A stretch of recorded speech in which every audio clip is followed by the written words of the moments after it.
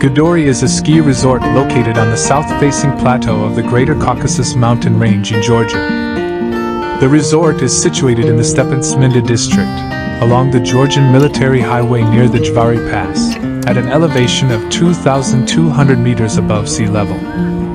Gudauri lies 120 kilometers to the north of the Georgian capital Tbilisi.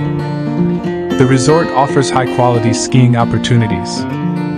The slopes of Gudauri are above the tree line and considered to be avalanche-safe. The ski season lasts from December to April. Heliskiing is available throughout the season. Heliskiing provides skiers with almost unrestricted access to local mountains. Skiers can experience runs at altitudes between 1,500 and 4,200 meters above sea level. The Gudauri resort area and Mount Kuzbek Massif provide options for ski touring is a great way to access nature as it was intended to be seen. The lifts provide easy access to the mountain wilderness that make this region special. With the necessary equipment and a bit of hard work, riders will be able to escape the crowds on the slopes and find some great skiing. Gudauri is Georgia's most renowned site for speed riding and paragliding.